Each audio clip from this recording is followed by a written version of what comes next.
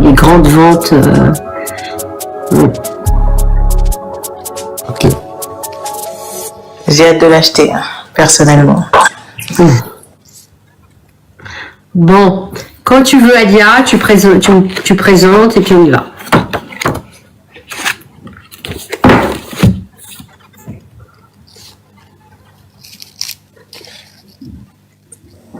Moi, je suis sur le site de fire.fr. Là, je vois qu'il y a écrit le 13 novembre 2025. Je me demandais, ça correspondait à la date de sortie? Oui. Oui. Alors, bonsoir les gens. J'ai invité ce soir dans mon live Sonia Zadig pour nous présenter le livre Les enfants perdus de la République. Eh bien, bienvenue Sonia. Merci à vous de m'avoir invité. Vous avez la première du livre. J'ai donné des interviews écrites, mais jamais en live comme ça. Ça va commencer à partir du 12 novembre, tout le battage médiatique. Alors, les enfants perdus, pourquoi les enfants perdus de la République et comment j'ai travaillé ce livre? Je crois que c'est très très important que je puisse expliquer comment ça s'est passé. Finalement, je raconte ça dans la préface. C'est une rencontre complètement au hasard. Je ne savais pas que les apostats existaient. Je savais pas qu'il y avait le cercle des apostats. Je traîne pas trop sur les réseaux. Voilà. Et finalement, qu'est-ce que j'ai... Enfin voilà, j'ai rencontré Momo vraiment par pur hasard. Il m'avait interviewé parce que j'avais écrit beaucoup de livres sur l'islam, sur des choses assez autobiographiques en tant que femme, parce que je travaille toujours avec le prisme de la psychologie, psychanalyse et le féminin. C'est vraiment ma spécialité. J'ai fait des recherches là-dessus. Bon, bref. Je rencontre Momo et je lui dis, et si on faisait un livre? Si je faisais un livre? Il m'a dit chiche. Et donc c'est resté comme ça, comme une idée, comme ça, qui était pas, voilà, pas sérieuse, mais ça me hantait quand même. Et c'est là que j'ai commencé à regarder des podcasts, des choses comme ça. Et je voyais qu'il y avait quand même beaucoup de silence autour de ça, parce que ça se produisait uniquement sur la scène virtuelle et jamais dans la scène réelle. Et les gens savent pas du tout ce que c'est qu'apostat. Et du coup, ça m'a vraiment interpellée. D'abord, le mot apostat m'a interpellée. Je me suis dit, mais pourquoi ils se font appeler apostat? C'est quand même un statut juridique qui t'emmène à la mort. Comment ça se fait? Bon, je réponds un peu à la question dans mon livre. Je vous laisse, je spoil pas tout. Voilà. Donc, j'ai commencé à travailler. Donc, on avait lancé sur Discord. Je me suis inscrite sur Discord et on avait lancé un truc. Voilà, je vais faire un livre, etc. C'était vraiment très balbutiant au début. J'ai eu 4 ou 5 personnes, pas plus. Et grâce à quand même le live de Jack le Fou, et je lui dois ça, même si je suis vraiment pas d'accord sur tout, peu importe. Il faut beaucoup de monde pour faire un monde. Et donc du coup, moi j'ai la reconnaissance absolue du ventre, et donc du coup, je suis très reconnaissante à Amir et à Jacques Le Fou, à Yanis, à Momo, à beaucoup d'autres, et qui m'ont un peu propulsée. Il a fallu que je monte en live, comme vous dites, pour que j'ai eu le lendemain à peu près 500 demandes par mail et par Discord. Donc j'ai commencé le travail, ça m'a coûté. C'est un travail qui a un coût cognitif et un coût de temps. Je travaillais les week-ends, y compris le dimanche. Je travaillais après mon travail le soir. J'ai eu des 247 témoignages. Il a fallu que j'en arrête à un moment et que je commence à rédiger. Au début, donc j'ai été approchée pendant l'écriture du livre par les PUF, Presse universitaire de France, et c'est quand même l'éditeur lui-même qui m'avait approché lors d'un dîner après une conférence. Il m'a dit oui, on est très intéressés. J'envoie donc le PDF après la fin de l'écriture. Il me fait marcher en fait. Oui, non, il change des choses. Cette blague, ça a duré à peu près entre 6 et 8 mois. Et au bout du mois, je lui dis ça va quoi.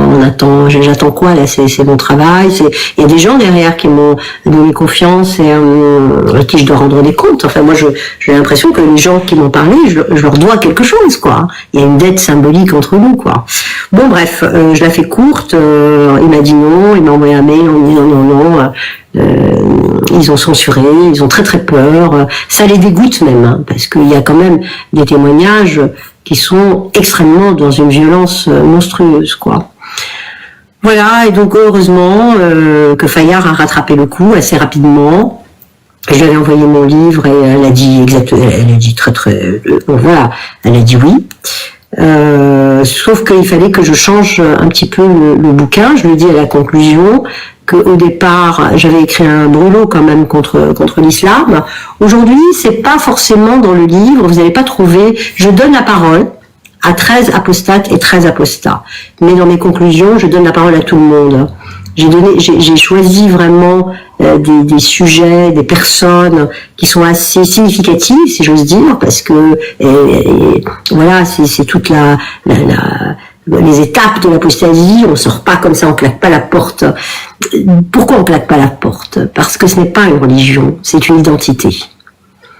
Ce n'est pas une religion, c'est un vadémécum, c'est-à-dire un manuel de vivre. On te dit comment tu t'habilles, comment tu te paries, comment tu fais tout, quoi. Hein. Comment tu vis, comment tu meurs, comment tu dois obéir, comment tu dois parler, etc. Donc j'ai appelé ça la traversée. Vous verrez la traversée de l'identité. J'ai pris des apostats nés en France, quelques apostats non nés en France, des ex-convertis, des ex-djihadistes, des femmes et des hommes. Et l'apostasie, pour moi, je la mets au pluriel parce qu'il y a autant pour moi d'apostasie que de personnes. Chacun avec son histoire singulière et chacun avec son destin aussi qu'il doit choisir.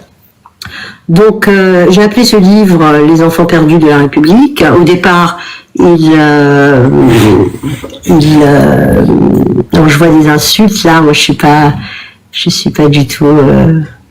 Ouais, bon, c'est sympa je suis pas habituée, mais bon. Ouais, non, Parce qu'il n'y a aucunement de nationalisme ni d'extrême droitisme dans ma. Non, nous on a l'habitude, hein. Tu sais, des fois on est du Mossad. C'est la confusion, c'est terrible. D'ailleurs, j'en parle de ces jours-là. Je parle de la haine totale et absolue. Bon. Donc. En général, quand on est en haut, on regarde pas le chat parce que sinon. J'entends pas. Ouais. Il y a du bruit chez toi, Predator. Oui, il y a quelqu'un qui bouge tous les soirs 10 minutes, pendant 5 minutes. Alors, en fait, Predator disait qu'il faut pas y prêter attention, parce que comme on a l'habitude de laisser les gens s'exprimer, sauf s'ils dépassent certaines règles, eh ben, il y en a toujours qui vont essayer de provoquer, de critiquer. Oui, c'est dommage. C'est dommage parce que ce livre ne vient pas dire allez apostasier tous ou ne soyez pas musulmans. J'en ai rien à affiche de ça, en fait.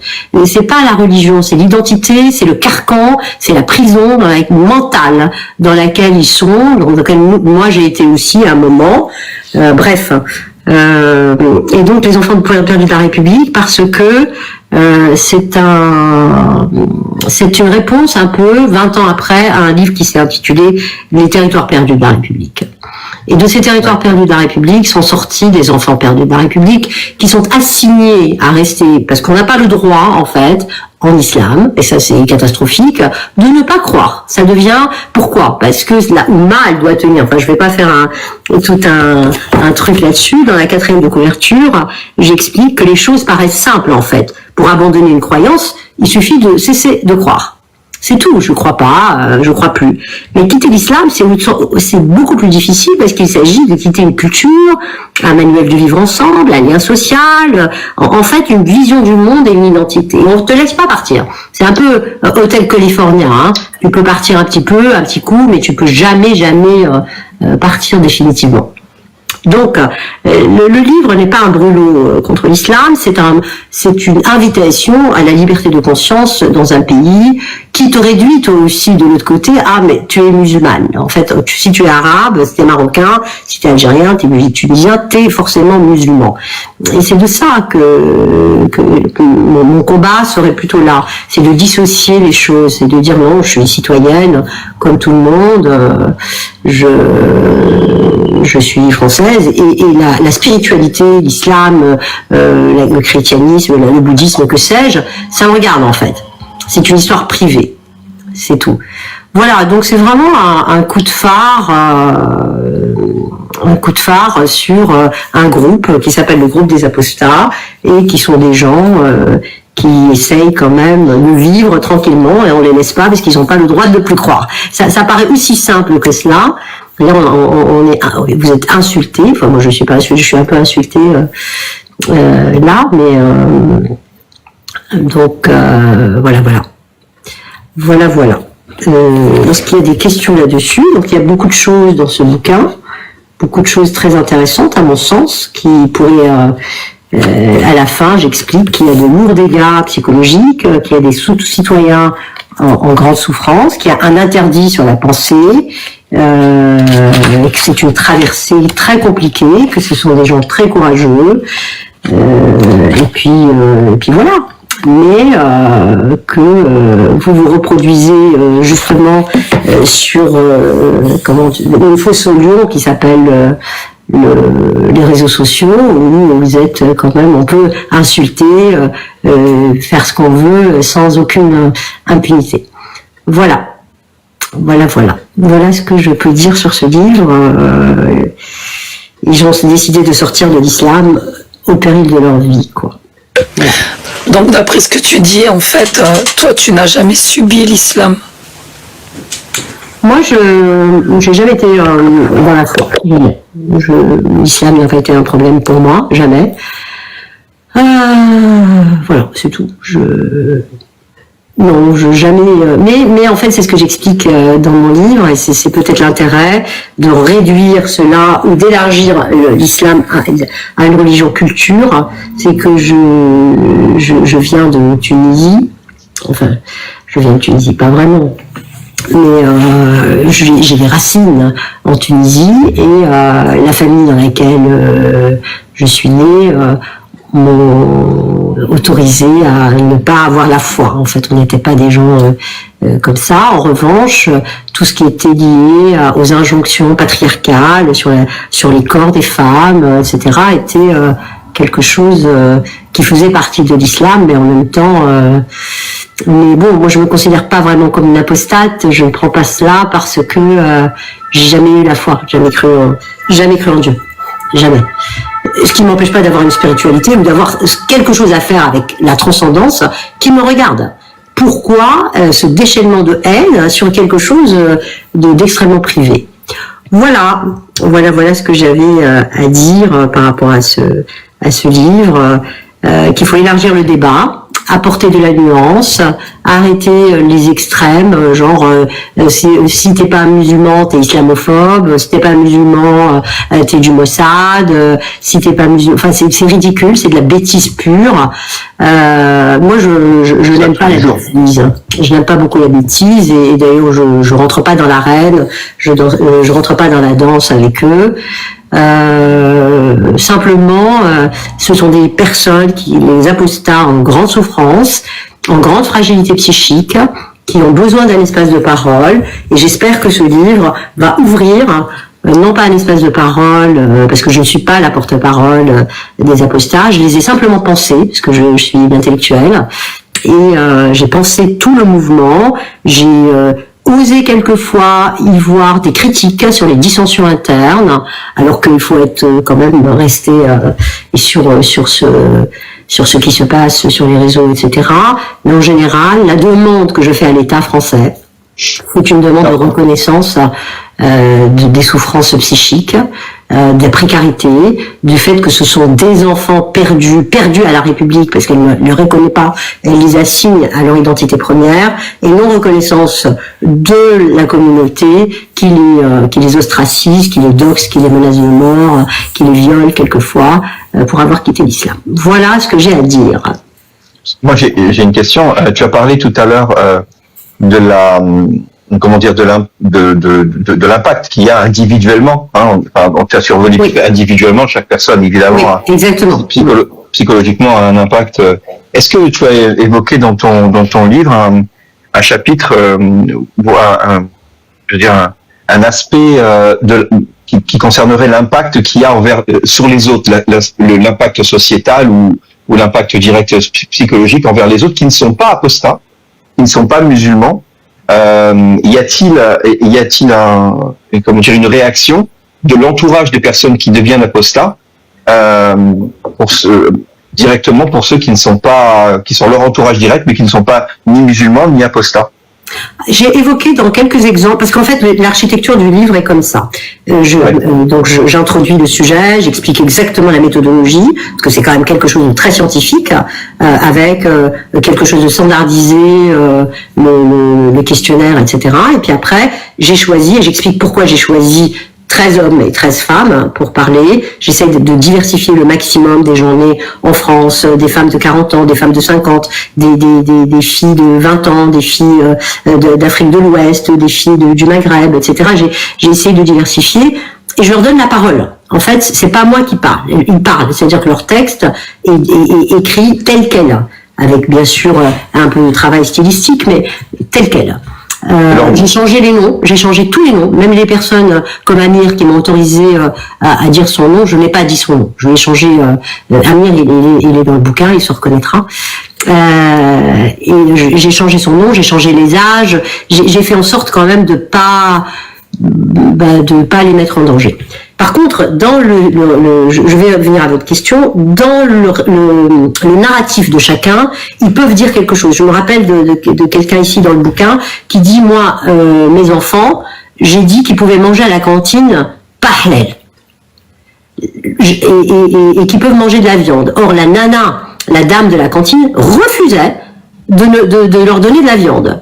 Et donc ça a duré, cette saga, ça a duré des mois et des mois. Il est allé à Mounir, il s'appelle. Voilà, j'ai changé son nom à Mounir. Il est allé voir le proviseur, qui s'étonnait qu'on puisse s'appeler Mounir sans être musulman. Voilà le problème. C'est-à-dire qu'en fait, on a une espèce d'impossibilité de liberté de conscience. Si j'ai envie de croire en Allah, je crois en Allah. Je suis pas contre les gens qui croient en lui. Ils peuvent croire. Hein, tu peux croire en qui tu veux. Moi, si j'ai envie de croire en Bouddha, je crois en Bouddha. C'est ça, en fait, c'est une problématique de liberté de conscience et une problématique d'identité. Et c'est pour ça que les effets psychiques sont délétères, parce que quand vous quittez l'islam, vous quittez tout, quoi. Hein, vous quittez une identité, et surtout quand on est très jeune, et qu'il y a eu un espèce de conditionnement, mais pavlovien, quoi. D'abord la peur. Quand on dit West Chitan, il y a Dieu qui te fait une filature partout, les anges qui te suivent partout. Oui, il y a un langage. Ça rend paranoïaque, et on est tous un peu paranoïaques quand on vient de ce monde-là, un tout petit peu. Écoutez-vous, lorsque moi je suis hyper stressée ou dans ma vie, je reviens à des positions primaires qui sont la paranoïa. Hein. Ça provoque que ça. Psychologiquement, et je m'autorise à en parler en tant que psy. Voilà. Et donc en fait, c'est un livre qui a touché déjà énormément tous les journalistes à qui j'ai eu affaire. M'ont dit waouh, c'est d'une violence absolue, quoi. C'est vraiment parce qu'ils comprennent pas. Ils viennent sur la religion. Non, il faut ressortir du fait que si c'était une religion, c'eût été simple. On sort d'une religion, on arrête de croire. Non, c'est une loi en fait. C'est une identité, une loi, un vadémécum, je répète toujours, un bruit, une musique. Même nous qui sommes apostats, je suis obligée, moi, de dire des choses en arabe pour présenter mes condoléances. Je parle d'Allah. Pour dire merci, je parle d'Allah. Pour dire j'espère, je parle d'Allah. Tout le temps, c'est dans la langue.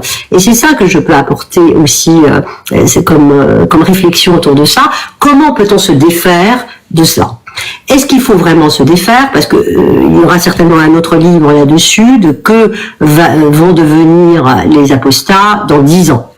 Est-ce qu'ils vont rester cantonnés à cela ou est-ce qu'ils vont prendre la parole publiquement et vivre publiquement?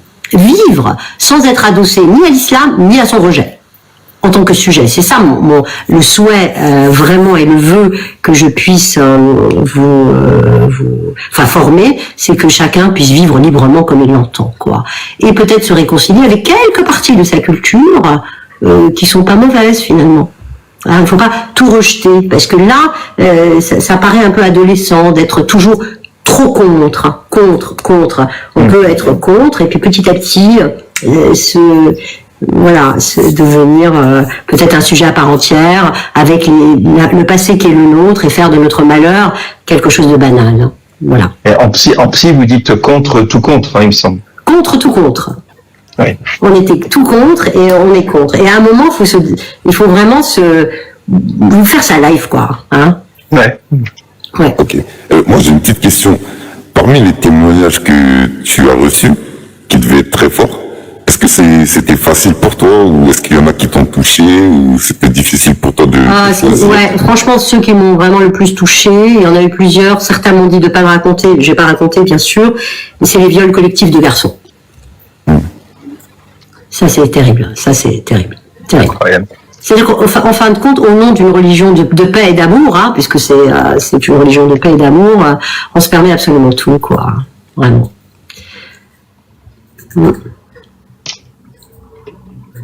Attends, je vous salue. Amir et Cassius, j'ai perdu ma voix. Salut.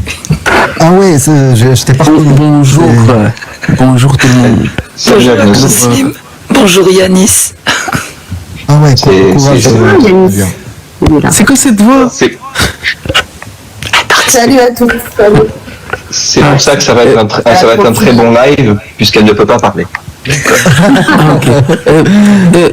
Juste, Alors juste celui qui parle me dit qui il est parce que je le vois pas bien. je suis Ag Muslim. En fait, c'est le petit pseudo là avec. C'est un pseudo avec un truc blanc et un truc noir. Ouais, je vois. Ok, ça me va. Ouais. En fait, ce que vous venez de dire là, le V collectif d'enfants, mais vous l'avez lié un peu à la religion. Moi, en fait, perso, je ne vois pas le lien. C'est pour ça que j'interviens. Pour voir c'est quoi le lien. Quel lien? De témoignage, par exemple, du V d'enfant. Le viol d'enfant. Le V collectif. Ouais, c'est ça. Ah non, pas d'enfants. C'est des apostats qui, en sortant, se sont fait menacer et de mort, et certains ont eu des passages comme ça. Non, c'est pas des enfants. T'as pas compris, Agnoslim, elle a dit effet collectif, pas d'enfants. Non, j'avais de la vie. Ah d'accord, c'est parce qu'en fait ils ont été V parce qu'ils sont sortis de l'islam, c'est ça? Ouais, certains, ouais. Ah ok, je comprends mieux, ok, merci. C'est une influence misogyne qui revient fréquemment, la menace au V quand on veut oppresser une femme. Incroyable. Il y a effectivement les témoignages aussi d'apostats homosexuels.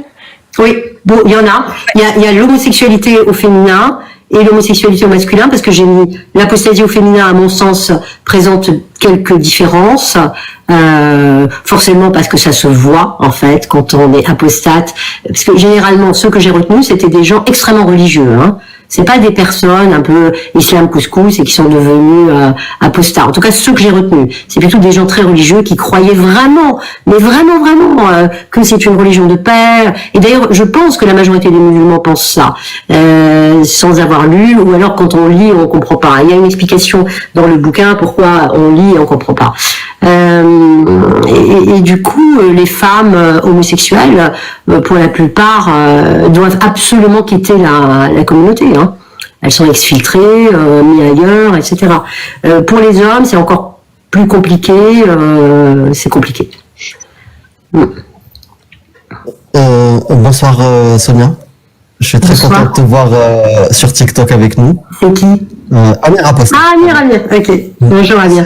Je suis très content et je voulais te remercier pour le temps consacré à ce sujet-là parce que en plus on avait besoin de quelqu'un qui fait autorité pour la bonne raison, pas autorité pour de mauvaises raisons, mais autorité pour étudier le sujet d'une manière académique. Oui. J'ai hâte de lire le livre pour voir quels étaient les choix et comment tu abordes la chose vraiment en détail.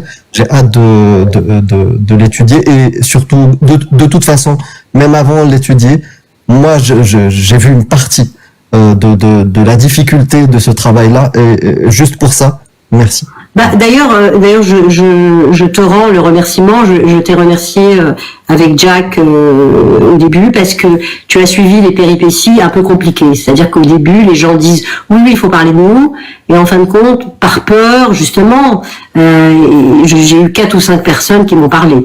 Et c'est grâce au live que j'ai fait avec vous. Le lendemain, ça a explosé le Discord et ça a explosé le mail. J'ai eu à peu près 500 personnes, sauf que j'en ai interrogé 247, ce qui est pas mal, ce qui est très significatif au niveau statistique. Mais oui, c'est grâce beaucoup à vous. Les remerciements sont écrits dans le livre noir sur blanc, quoi.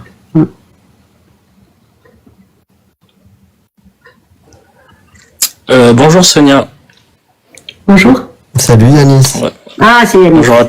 Bonjour à tous.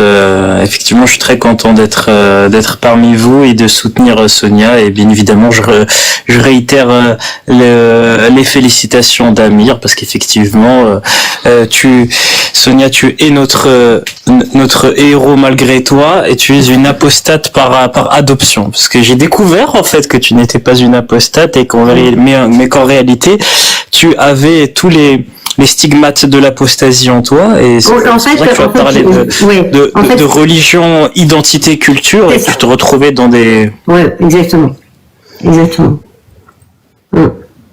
Oui, bien sûr que je suis pas au sens juridique du terme apostate, même si certainement on m'a toujours réduit à être musulmane. Même dans les conférences, c'est arrivé qu'on dise Sonia Zadig musulmane. Non, tu peux dire d'identité, française, d'origine ceci ou cela, mais pas musulmane. Quoi. Il y a un collage entre les deux mots que je n'aime pas, quoi. Voilà. Mais par contre, on n'est pas obligé de croire en Dieu ni de pratiquer l'islam pour se vivre en tant que musulman, dans une identité musulmane, avec toutes les interdictions, toutes les injunctions. Bon, on m'avait dit, le waswas shaitan, on m'a raconté tout ça. Attention, quand tu vas aux toilettes, le pied, le machin, la main gauche. Moi, je suis gauchère en plus. On a essayé de me... Attention, faut pas verser de l'eau bouillante dans l'évier. Voilà, attention aux genoux. J'ai baigné quand même dans tout ça. Sans d'injonction religieuse, genre... Dis-moi, tu te rappelles avec quel pied on rentre dans les toilettes? Parce que moi j'ai oublié. La droite. La gauche, merci. C'est la gauche. C'est d'ailleurs la gauche qui déteste. Aujourd'hui, soi-disant, ils aiment la gauche. Mais la gauche, ouais. Donc des superstitions, etc.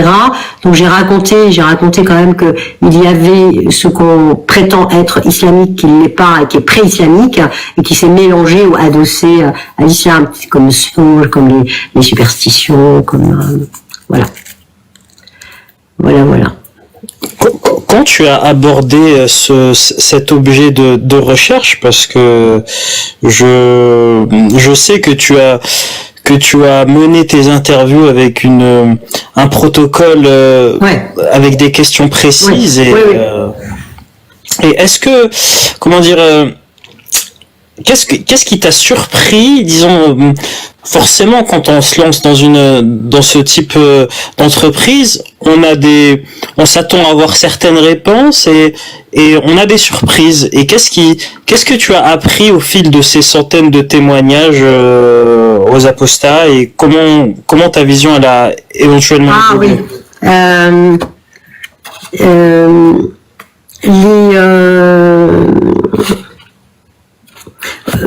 Oui, c'est très intéressant, très très pertinent. Il y a 2 ou 3 choses que c'est pas que je ne savais pas, mais je savais pas à quel point c'était comme ça. D'abord, que le patriarcat est adossé à un matriarcat.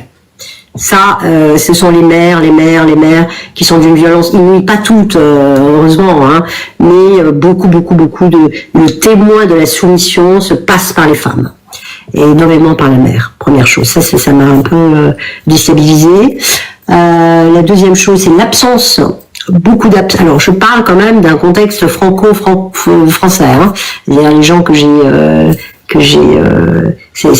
c'était pas mon cas en Tunisie, et mon âge, le père certainement avait une place extérieure, externe à la famille, mais c'était quelqu'un qu'on craignait. Je me rappelle à 5h d'après-midi, 6h, quand mon père rentrait à la maison, on disait ton père revient, et c'était le silence absolu dans la maison, et c'était une autre organisation. C'est plus le cas aujourd'hui parce que pour des raisons très très très complexes et politiques et sociales et matérielles et de classe sociale et d'exil et enfin plein de choses. C'est très multifactoriel. Moi, je réduis jamais à une seule cause. Ça m'a l'absence des pères, la démission des pères m'a beaucoup interrogée. Ce qui m'a aussi interrogé, c'est même fait rire. Mais pardon, mais quand tu parles de démission des pères, tu parles des apostats ou de leurs parents? Des parents. En fait, je sais pas si on peut généraliser à tout le monde, mais en tout cas, la photographie instantanée que j'ai prise des apostats hommes et femmes qui m'ont parlé, il y a comme une absence comme ça de la figure paternelle comme faisant loi symbolique, faisant identification à un père qui serait valorisé, etc. C'est pas le cas et c'est là qu'il y a un biais de sélection par rapport à ceux qui viennent faire des études en France. Généralement, la classe sociale est différente et généralement le père est assez présent quand même. Vous voyez, c'est-à-dire que finalement, en situation d'exil, et ça il faut que je le développe plus dans un autre livre, en situation d'exil, avec il y a quelque chose qui se perd de la loi du père. C'est ça, enfin il y a d'autres petites choses, mais tu découvriras le bouquin, Yanis, tu liras dans le livre. Bien sûr. Mais c'est très intéressant, et c'est même, ironiquement, Sonia, tu valides un cliché, c'est-à-dire, mais moi je l'ai toujours supporté pour ma part, parce que moi on m'a déjà dit de manière assez méprisante, les apostats, vous avez avant tout un problème avec votre famille, pas avec l'islam. Mais en discutant avec toi, tu m'avais marqué une phrase la psychanalyste m'avait marqué, c'était, tu m'avais dit, on apostasie avant tout au travers des émotions et ensuite on rationalise. C'est-à-dire qu'on a toutes les raisons, etc. Et moi j'ai toujours dit, oui, il n'y a pas de problème. Moi en tout cas, il me semble l'avoir constaté, je fais pas des généralités, mais en réalité, je pense que cette absence du père, en fait, ça enlève une chape de plomb, en fait. Ça permet de plus penser indépendamment, parce que du coup, on se retrouve être son propre père. Moi, c'est pour ça que j'ai toujours accepté cette critique péjorative, voilà. Après, c'est pas. Moi, j'ai une phrase dont je suis très fière dans le livre et que je vais vous livrer. Je dis que les enfants du texte, donc vous, sont aussi les enfants du contexte. L'absence du père, la prévalence de la mère, c'est quelque chose d'éminemment occidental et qui est un problème aujourd'hui, en tout cas dans nos cabinets, où les pères foutent un peu le camp, quoi, généralement. Enfin, il y a beaucoup de recomposition familiale, etc. Et donc finalement, moi je replace les apostats dans un mouvement de modernité. Je l'exclus pas, je dis pas c'est des musulmans, ils sont devenus non musulmans. Ils sont aussi aux prises avec les divorces, les familles recomposées, la technologie, la virtualité des choses, etc. Donc j'ai replacé ce mouvement-là dans un mouvement moderne, de modernité. Voilà. Pardon, mais Vas-y, je t'en prie. Ah, merci. Parce que ça me brûlait les lèvres. En fait, c'est un sujet qui m'intéresse beaucoup, justement, les relations intrafamiliales et intergénérationnelles. Et notamment, justement, la misogynie internalisée que les mères peuvent transmettre. Et je vois bien de quoi tu veux parler, puisque dans les familles très traditionnelles ou dans les familles au Maghreb, on va avoir cet archétype où on n'est pas du tout sur la même absence qu'en Occident, où on va avoir un père qui n'est juste pas là. On va avoir une absence, mais en même temps, le père est très présent. Le père est mis sur un piédestal, c'est une figure d'autorité intouchable, et c'est en ce sens qu'il devient absent, mais qui en même temps, il nous voit pas, enfin, il est partout, sa pression, comment dire, absence oppressive. C'est ça, la fierté, et les mères en gardant le lien avec les enfants, au final, elles n'arrangent pas les choses, elles alimentent encore plus ce phénomène. Ouais. Alors, il faut pas réduire tout à à quelque chose uniquement de psychologique. Même si je m'autorise que de cette parole-là, je pense qu'il y a aussi quelque chose de social. C'est pour ça que moi, j'ai donné une interview aujourd'hui au JDD et je dis que on se tromperait en France, en tout cas, si on reste sur la religion. C'est plutôt autre chose, c'est une quête identitaire. Quand on voit, moi je prends le métro tous les jours, les gamines de 5-6 ans, alors que c'est pas imposé du tout, apparemment par le Coran, elles sont voilées. C'est vraiment, je te montre, j'habitue l'espace public à ces petites filles voilées, etc. Il y a autre chose derrière quand même. Hein. Il y a au-delà de la religion, il y a une revendication identitaire, une revanche peut-être sur l'histoire. C'est très complexe, hein. C'est très très complexe. C'est pas rien que ces enfants-là se rebellent aujourd'hui et retournent sur un islam hyper rigoriste, ce qui n'était pas le cas avant. Hein. J'ai pas connu ça avant. Hein.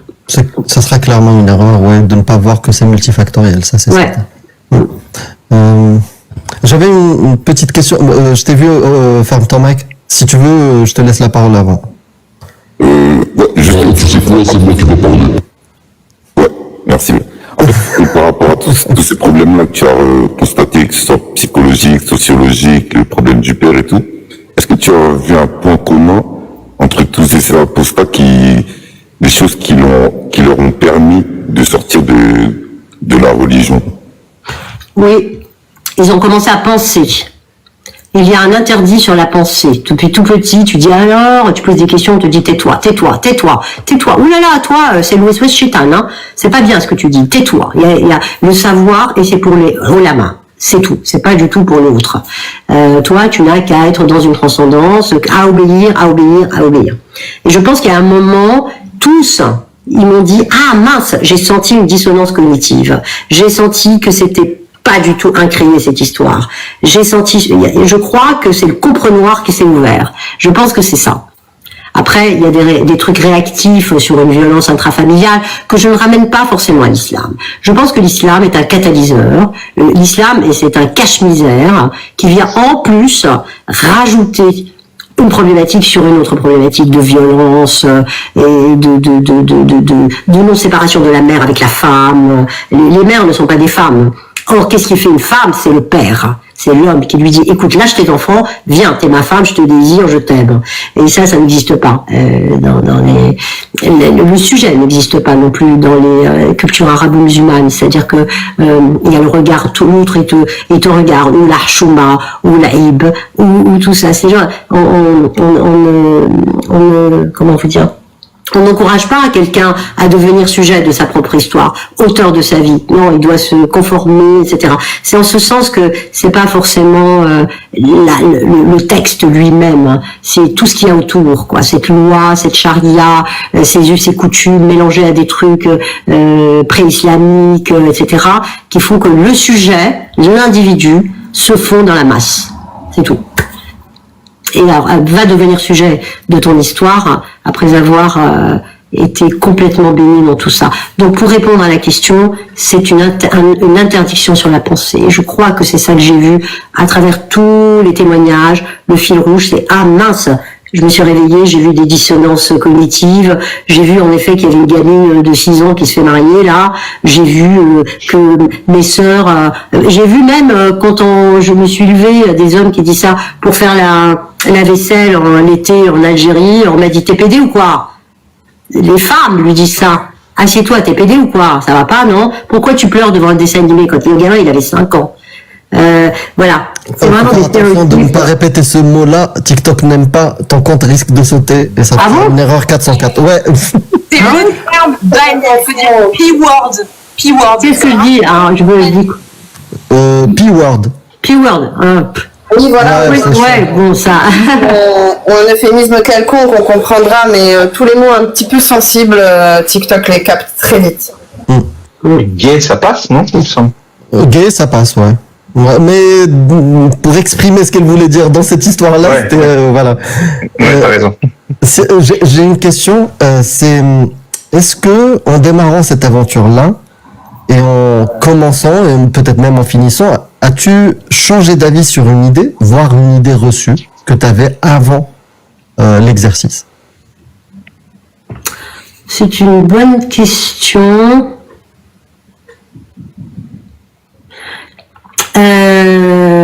J'avais un espoir fou sur les apostats. Je l'ai moins. Je peux pas dire plus. Beaucoup moins. Beaucoup moins parce qu'il y a des dissensions à l'intérieur, gauche, droite, machin truc. Je me dis bah non, on va tomber dans. Ouais. Bon, c'est ça. J'ai un tout petit peu moins d'espoir, mais là, les témoignages ou l'exercice a été fait pas forcément avec des militants. Il y en a certains parmi eux, ouais. Mais c'était un ensemble. Si je te repose la question, j'ai entendu cette réponse-là, mais oublions le côté militantisme et espoir sur les apostats. Est-ce que malgré tout, est-ce qu'il y a quelque chose d'autre qui a changé dans ta vision de l'apostasie, de l'apostat? Oui, je le mets en conclusion. Alors ça va paraître très paradoxal, mais je veux pas dévoiler tout le bouquin. À la fin du livre, dans la conclusion, je me mets un petit peu en scène et je dis que finalement, c'est très très paradoxal, ça m'a réconcilié avec des parties de ma culture. C'est très bizarre. C'est-à-dire que je suis pas du tout dans la haine, j'étais dans une colère monstrueuse. La colère et la colère d'avoir entendu toutes ces violences, surtout sur les femmes, puisque j'en suis une. Et finalement, en parlant avec des gens, j'ai compris leur humanité, etc. Et je pense que je me suis réconciliée avec des parties de moi-même, quoi. Que, en effet, c'est mon histoire aussi, différente, mais la mienne aussi. Et puis que il faut qu'on continue le chemin et il faut arrêter de se focaliser sur le passé parce que, voilà. Merci pour cette réponse parce que, je vais conclure sur ça. Effectivement, pas pour le même exercice, mais pour le militantisme et ce qu'on fait au quotidien, les débats, effectivement, moi aussi, j'ai eu cet impact-là, le fait d'une réconciliation. C'est vrai. Avec incroyable. L'histoire, effectivement, avec notre identité. Exactement.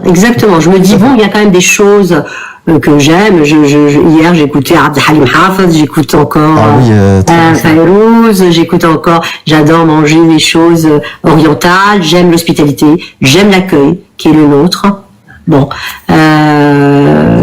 après, tout ce qui est teinté de religiosité et tout, je le jette. Voilà. Après, Halim Hafez, Ouloulou Bahibbo, ça, c'est pas islamique du tout. Ben voilà, exactement. Ouais. Je m'amuse à dire que l'apostat est l'occidental de demain. Avec c'est un mouvement, en fait, c'est un mouvement de libération. C'est un mouvement de libération. Ce que j'appelle le néo-occidental. À part cette petite boutade, je reviens à une question qui est je transmets une question du chat et moi-même qui m'a fait un petit peu sursauter. Il me semble que tu as dit que c'était plus dur d'apostasie pour les hommes que pour les femmes, à moins que j'ai mal compris. Est-ce que tu peux revenir là-dessus? Non, j'ai dit que les effets sur les femmes sont beaucoup plus visibles, puisque la femme se dévoile. D'accord. Ouais. D'accord, ok. Faut faire très attention. Oui, non, mais c'est bien qu'on y revienne parce que du coup, il y a plusieurs personnes qui. Et ma deuxième question, c'était pourquoi ce titre? Yanis, avant de passer à une autre question, j'ai pas d'études, hein. J'ai pas fait l'exercice de Sonia, mais moi j'ai cette impression-là, effectivement, que ça peut être plus compliqué pour la femme, justement parce qu'il y a des conséquences plus importantes, et aussi parce que l'endoctrinement, et ça c'est juste un constat de mon expérience personnelle, donc il faudra l'étudier peut-être, que du côté de la femme, se libérer de l'endoctrinement me semble plus complexe et plus compliqué. En fait, ça se joue sur un plan corporel. C'est dans le corps. C'est ton corps ne t'appartient pas, fais attention, machin, attention les hommes, attention ceci. La violence est tout très très facile aussi sur les femmes. Une mère va peut-être taper ses fils, mais va plus taper ses filles. Il y a quelque chose qui reste dans le corps, qui reste, c'est une mémoire corporelle, presque cellulaire qui reste. Et donc les femmes, pour se libérer, c'est encore beaucoup plus difficile, je pense. Mais quand elles le font, c'est des Exactement. C'est des lionnes. Moi, ma dernière, ma croyance et mon espoir, c'est que ça viendra des femmes d'abord. Bah oui. La libération. Qui transmettent, c'est elles qui transmettent le témoin là. C'est elles, c'est pas les pères. Hein. Ils sont au café, ils sont dans l'espace politique et externe. C'est les femmes. Moi, j'aurais voulu qu'on continue pas de m'insulter. J'ai vu quelques insultes. Je suis pas habituée à l'insulte. Hein. Je suis habituée à l'impertinence, mais les insultes fastoches derrière un truc, je trouve ça d'une bassesse. D'ailleurs, ça me donne le vertige et je regarde plus. Donc finalement, je sais plus ce que j'allais dire, Amir. Est-ce que tu veux qu'on modère un petit peu plus que d'habitude? Non, je regarde plus. Ça me donne le vertige. Donc c'est encore mieux, ouais. Après, on peut même couper les commentaires si les gens sont pas respectueux. En fait, il y a quelqu'un qui dit pourquoi ça t'affecte alors. Alors, je vais lui expliquer, c'est que moi, en sortant de tout cela, qu'est-ce que j'ai compris? J'ai compris que l'autre existe. Parce que pour reconnaître que l'autre existe, qu'il a un visage, qu'il est vulnérable, qu'il a une histoire, qu'il mérite mon respect, c'est parce que je m'aime assez et je me respecte assez. Si on vous apprend pas à être sujet de votre propre histoire, vous ne pouvez pas reconnaître l'autre. Donc, ce qui se passe, pourquoi est-ce que je suis un peu choquée par tout cela? Parce que je vois qu'on me considère comme une partie d'eux. Ils viennent frapper sur moi, ils viennent m'insulter sans me connaître, et je trouve ça d'une tristesse. Hein. Et voilà, c'est tout, je passe là-dessus, ça va pas ni m'enlever le sommeil, ni j'ai mal pour eux. Mais je leur pardonne, hein, je leur pardonne. Ils ne savent pas ce qu'ils font. Et Sonia, est-ce que toi tu as des attentes une fois que ton livre il va sortir? Oui, j'ai des attentes. J'ai des attentes politiques. Dans quel sens? Alors moi, je ne voudrais pas faire de la politique, mais rien. Je veux absolument être auditionné, et je le serai. Je veux que les députés entendent qu'il y a une partie des enfants adoptés de la France qui ne sont pas légitimes. Et ça, c'est absolument pas normal. Qui ne sont pas légitimes dans leur souffrance. Moi, je demande simplement qu'on mette les moyens pour les soigner, qu'on mette les moyens pour les loger, que les professeurs ne détournent pas le regard devant un cocard, ne détournent pas le regard quand une petite fille de 6 ans qui fait le ramadan tombe dans les pommes et on dit oulala, on va quand même pas chercher des problèmes, hein. Oulala, c'est vrai, ils ont les frères qui débarquent le lendemain, je sais pas quoi. Donc je veux quand même que quelque chose du récit commun revienne, quoi. Qu'on puisse rêver ensemble à un monde où on n'est pas tous frères quand même, mais qu'on est ensemble, quoi, dans cette histoire, dans cette marche de l'histoire. Voilà. Tu as bon espoir que ça aille jusque-là? Oui, je pense que ça ira. Ouais. En plus, elle a déjà été auditionnée, il me semble, au Sénat. J'étais au Sénat, ouais. Bon. Oui. Alors, j'ai une petite question. Vas-y, je t'en prie. Non, allez-y. C'était quoi le ratio homme-femme? Parce qu'on parlait des difficultés. Bon, je vois que tu as eu à peu près de témoignages. Mais à quel point c'était quoi? 2 tiers, 1 tiers? Attends, je vais regarder parce que j'ai les chiffres. Il y avait donc 243 ex-musulmans qui ont bien voulu répondre aux questions, 90 femmes, 153 hommes. Ok. Ouais. Quasiment le double. Presque le double. Presque le double. Mais les femmes, par exemple, il y a un truc que j'ai remarqué. J'ai eu des convertis qui sont venus me parler. J'en ai choisi 3. Par contre, j'ai aucune femme convertie qui m'a parlé. Pourtant, je suis là. Ouais. Je t'ai parlé, moi. À l'époque, ouais.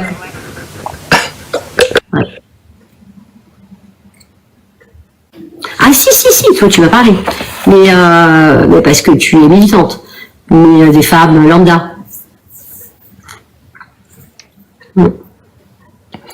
Est-ce que tu peux expliquer le titre de ton livre en plus ample détail, et notamment ce choix Ouais. J'ai joué un petit peu sur le mot perdu. Perdu quoi? À la République, c'est-à-dire qu'ils sont considérés, ils sont virés de la communauté, des familles, et ils se retrouvent à faire appel à quelque chose d'une instance symbolique et de la loi à la France, et la France leur dit enfin voilà, ils sont perdus à la République, mais ils sont aussi perdus psychiquement. Il y a beaucoup de souffrance, énormément de troubles psychiques, énormément.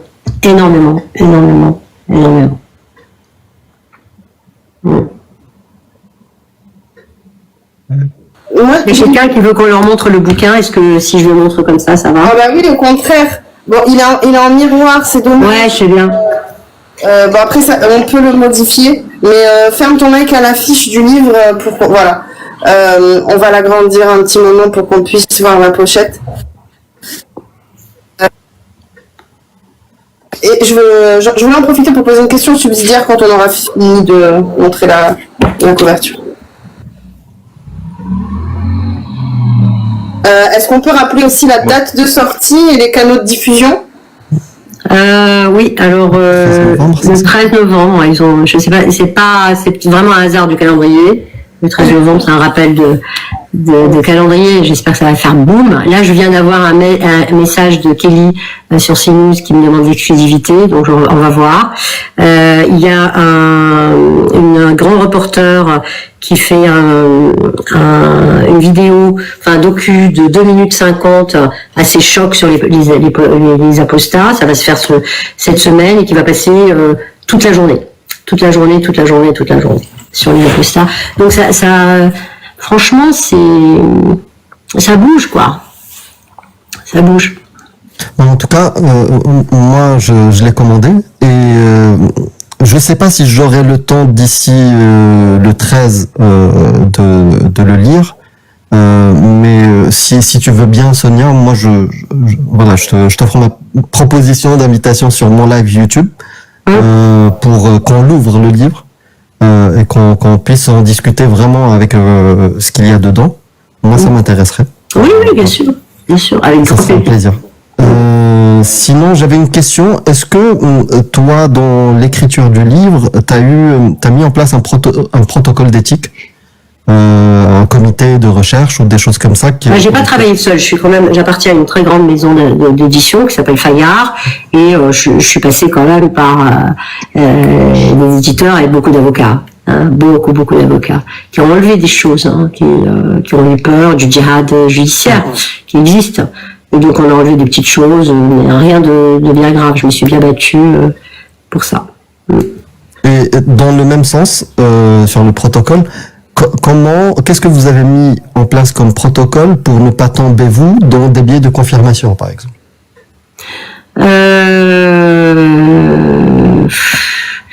En fait, les biais de confirmation en sociologie ou en d'autres domaines, ce ne sont pas les mêmes. On a d'autres protocoles en clinique, en clinique psychologique. On part du principe que on travaille sur l'humain, enfin sur l'individu, sur le sujet, et que chaque sujet est différent de l'autre. La seule chose qu'on a pu faire, c'est trouver des petits liens sur ce qu'ils invoquent comme raison d'apostasier, quelles sont les différentes étapes, et ça j'en parle, et quels sont les effets de l'apostasie, etc.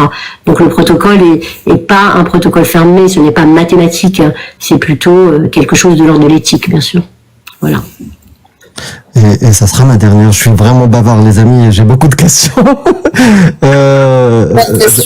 C'était passionnant. Une dernière. Pour toi, quels étaient le sentiment dominant des apostats? Est-ce que tu as ressenti plus de gens libérés, plus de gens dans la culpabilité, ou dans la peur, l'isolement, la colère? C'était quoi le sentiment? Alors là peut-être c'est un biais, c'est-à-dire que ceux que j'ai choisis, moi, c'est pour montrer la grande souffrance. J'ai pas choisi des gens qui me disent super, je suis apostat. Enfin, ça vient quand même. C'est un divorce, un divorce très douloureux, très douloureux, d'avec son identité, d'avec sa religion, d'avec sa mère quelquefois qui te vire, etc. Bon. Moi, j'ai accentué, et c'est peut-être ça mon biais, j'ai accentué sur les choses négatives. Bien entendu qu'il y a des gens certainement heureux, mais c'est comme dans mon cabinet, je m'occupe pas de gens heureux. Mais quelque part, ça peut être aussi une chose négative de l'avant. C'est-à-dire, si une personne, suite à une souffrance, culpabilité et plein de choses qu'il va vivre pendant son parcours de changement de paradigme, ça dénonce le paradigme dans lequel il était. Si dans le nouveau paradigme, il se sent plus libéré. Tu vois, ça peut être une forme de dénonciation comme ça. Mais ils se sentent libérés quand même. Il y a quelque chose de la libération, bien sûr, mais ça coûte cher, quoi. Comme la liberté, elle coûte très cher. Ça coûte cher la liberté, quoi. Merci. Vu qu'il reste à peu près 10 minutes, moi j'ai une dernière question pour toi, Sonia. Quand est-ce que tu ouvres tes lives? Parce que nous, on va venir en masse. Comment? Quand est-ce que tu ouvres tes lives? Parce que nous, on va venir en masse. Hein. Ah non, j'aime pas cette... je suis un peu réticente à tout ce qui est virtuel. J'aime bien le corps, le contact. J'espère voir certains d'entre vous, je sais pas, dans des conférences, dans des choses comme ça, plutôt que... Ok, ben on viendra alors. mais je viendrai si vous m'invitez sur les lives avec grand plaisir. Avec grand plaisir. Mais il faut qu'on sorte des oppositions. C'est que j'ai quelque chose à dire pour conclure tout cela. Voilà, de la haine, quoi, de la haine, etc. Et retrouver le chemin un peu de la fraternité et de l'amour, quoi. Hein, c'est tout. Moi, ça paraît hyper bateau de dire ça, mais vous êtes tellement attaqués, je sais pas comment vous faites, en fait. Je sais pas comment vous faites. En fait, ça fait partie du combat de se faire attaquer. C'est vrai. Ah ouais. J'en parle un peu dans le bouquin que la scène virtuelle autorise sous couvert d'anonymat absolument tout. Et ça devient, c'est grave. Quoi. Et c'est pour ça que j'essaye de parler. Cassius, s'il te plaît, est-ce que tu peux parler des procédures? J'ai plus de voix. Effectivement, il y a plus de procédures. Il y a Alia qui est en procédure actuellement contre 2 individus qui l'ont menacée, elle et sa famille, donc d'actes de mort, etc., de torture, de viol, bref. Et aussi, le deuxième qui va avoir lieu quand, d'ailleurs, Alia? Le 20 novembre. Le 20, voilà. Où ça s'étend ça s'étend même à la menace du territoire français.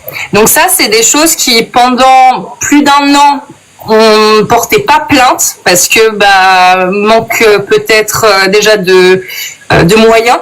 Et comme on a vu qu'effectivement la communauté nous encourageait à porter plainte parce qu'ils trouvaient ça pas normal, et heureusement d'ailleurs, à juste titre, eh bien on a eu des soutiens. Donc que ce soit dans des cagnottes, etc., qui nous permettent justement de lancer ces procédures, parce que en France, il y a des lois qui nous protègent contre ça. C'est juste que par manque de moyens et forcément aussi par habitude de voir ce genre de comportement, les gens pensent que c'est impuni. Or non, c'est puni. D'ailleurs, le premier procès qu'Alia a eu, l'individu a pris 5 mois de sursis, c'est ça, et 2500 € d'amende, à reverser à Alia, dommages d'intérêt. C'est parce que c'était la première fois aussi qu'il était inculpé, donc la peine est plutôt, on pourrait dire légère, on pourrait le dire, on peut le penser, mais c'est un avertissement, et dans tous les cas, ça envoie un signe, et plus on va envoyer ce genre de signe en montrant que la justice est de notre côté, et je pense que moins les gens se permettront, au bout d'un moment en tout cas, d'insulter, de menacer de la sorte. Par contre, excusez-moi, est-ce qu'il y a quelqu'un qui peut laisser sa place pour Momo Dumelp, s'il vous plaît? Il y a Momo Dumelp qui ouais. Je vais le faire monter.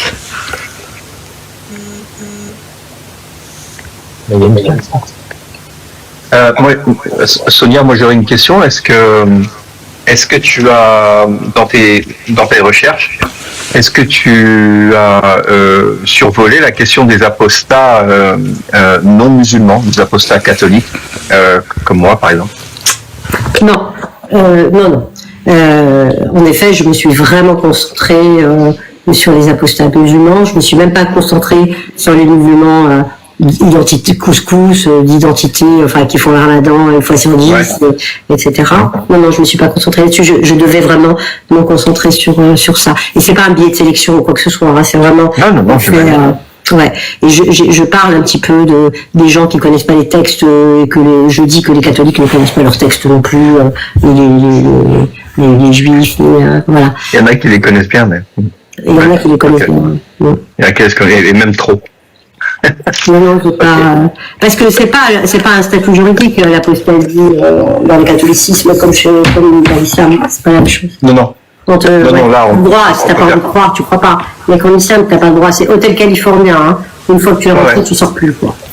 Non, je sais, mais comme, tu as parlé de l'impact familial, voilà, c'est vrai que il y en a un aussi. Bon, il est différent, certes, mais ok, d'accord, je voulais savoir. Ah, quelqu'un qui dit Islam Couscous, oui, parce que dans le livre, j'utilise beaucoup Islam Couscous et je l'explique dans les bad notes en disant les musulmans couscous, c'est tous les musulmans en fait, finalement, beaucoup de musulmans, quoi. Couscous qui mangent du couscous, quoi, comme moi, hein. Voilà. On va accueillir Momo du MELP. Bonsoir Momo, merci d'être venu. Salut tout le monde, j'espère que vous allez bien. Salut Sonia, je suis venu pour t'apporter mon soutien. Merci beaucoup Alia d'avoir organisé le live. Bonsoir Amir, bonsoir Cassis, bonsoir Eunice, bonsoir Eunice-Lim et bonsoir Amanda. Voilà. Du coup, je suis président de l'association qui s'est donné pour mission d'aider les apostats de toute religion et même toutes les personnes qui seraient sorties de leur environnement, soit sectaire, religieux, etc. Donc voilà, on essaie de donner un coup de main à la hauteur de nos moyens et puis évidemment, vous êtes tous invités, toutes et tous, à rejoindre l'aventure. Et voilà.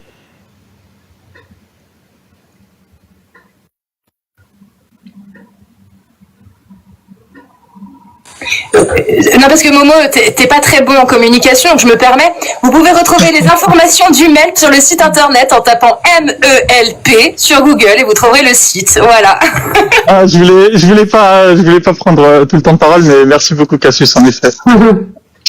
MELP-asso.org sur Google et vous trouverez toutes les informations et voilà. Alors, je suis obligée de partir parce que j'avais prévu jusqu'à 21h parce que j'ai une réunion juste après. Est-ce que vous avez d'autres questions? Est-ce que de toute façon ce n'est qu'un au revoir, hein? Ce n'est qu'un. Oui, j'espère bien. En tout cas, je te remercie Sonia d'être venue et d'avoir répondu présente à l'invitation. C'était un super moment, trop court, et j'espère que tu reviendras. Ah oui, je reviendrai. Moi, si à la place pour une petite dernière, comme on dit, je veux bien en placer une. Tes 200 témoignages que je sais que tu as pris soin d'établir un protocole, est-ce que c'est exploitable au niveau universitaire, c'est-à-dire comme base de données par exemple un autre domaine de recherche, je sais pas, un sociologue ou autre chose qui voudrait étudier la question apostate? Oui, bien sûr, sauf que donc le protocole a été fait justement par rapport à des choses psychologiques, comment tu te sens, est-ce qu'il y a de la dépression, est-ce que tu dors bien, enfin tout ça. Donc oui, mais c'est des protocoles qui peuvent être utilisés, bien entendu. Mon livre peut être utilisé, que ce soit sur un côté politique, sociologique, pour savoir un petit peu le niveau d'études, etc. Mais j'ai déjà commencé, hein, j'explique un peu qu'il y avait une différence dans le niveau d'études filles-garçons, par exemple. Les filles sont beaucoup plus diplômées que celles qui est apostasie. Beaucoup plus. J'ai une question, si je peux me permettre. Attends, excuse-moi, Naslim. Juste pour répondre à Jack le Fou, la rediffusion sur YouTube demain. Moi, ma question, vu que vous utilisez le terme islam couscous, est-ce que vous trouvez qu'il y a beaucoup de risques que ça se transforme, par exemple, en islam d'un autre plat, mais très épicé? Je pense que vous savez ce que je veux dire. Là, en France, aujourd'hui, vous voulez dire? Oui. Oui, clairement. Ok, donc le risque, il y a beaucoup de risques sur ça. Il y a beaucoup de risques, parce que si on n'entend pas les apostats qui sont en demande d'une libération d'un dogme, qui sont en demande simplement de vivre, d'appliquer la Constitution telle qu'elle, c'est-à-dire qui garantit la liberté de conscience, sans être menacé de mort, parce qu'on refuse, parce qu'il s'agit que de mots, hein. Je veux dire, rentrer dans l'islam, c'est dire quelques mots, sortir, tu dis quelques mots, hein. Il s'agit que de ça. C'est beaucoup plus compliqué, mais donc qu'est-ce qu'on va faire? On va les ostraciser, ils vont parce qu'ils sont très jeunes, hein, très jeunes. Hein. Les apostats, ceux avec qui j'ai parlé, c'est quand même entre 20 et 25 ans, la majorité des apostats aujourd'hui. Donc finalement, qu'est-ce ils vont se sentir, ils vont se replier sur eux-mêmes, ils vont se replier uniquement sur l'apostasphère. J'espère que l'apostasphère n'est qu'une halte vers autre chose. Hein, c'est ce que j'explique, que ça ne devienne pas une identité, une Oumma des koufars. Il faut pas que ça le devienne. Petit à petit, quand on arrivera à ce qu'on voudra, c'est-à-dire une normalisation du fait d'être d'origine maghrébine, ou d'origine africaine, ou d'origine que sais-je, et pas musulman. Quand on arrivera à dissocier cela, il faut que chacun aille voir d'autres combats à faire. Mais le problème, c'est que si on ne leur donne pas la parole, il va y avoir des problèmes. Pas forcément un retour à l'islam, même si certains pourront le faire. Un retour au cocon, un retour à la matrice. Comme me disait Momo un jour, et il avait raison, je l'ai cité aujourd'hui dans le JDD, on a tout à perdre, rien à gagner finalement. À part sa liberté, à part sa liberté de conscience, son individuation, qu'est-ce qu'il y a à gagner? Tu perds ta mère, tu perds ta famille, tu perds ta communauté, tu perds le soutien. On te traite de harki, on t'insulte sur les réseaux, on te doxe, on veut te tuer. C'est quoi? C'est ça le prix de la liberté. C'est là le vertige de la liberté, c'est ça. Mais enfin, il faut quand même qu'il y ait des soutiens. Il faut qu'il y ait une parole, qu'il y ait une destination, qu'il ne reste pas lettre morte. Parce que sinon, on va faire des choses assez compliquées. Oui, nous peut-être c'est vrai, pour nous peut-être que c'est vrai, mais on vit avec cet espoir d'améliorer un avenir incertain, mais d'améliorer cet avenir-là pour les générations futures. Voilà, c'est ça qu'on espère gagner. Mais effectivement, c'est un constat. J'en ai déjà parlé avec Momo, effectivement, je vois de quoi il parle. Oui, puis pour reprendre le message d'amour de Sonia et pour paraphraser aussi un petit peu Jacques, l'idée c'est de ne surtout pas perdre la ligne conductrice qui dit qu'on ne se bat pas contre quelque chose. On se bat pour quelque chose. Exactement. Il faut sortir de ça, de rester les musulmans, les koufars. Non.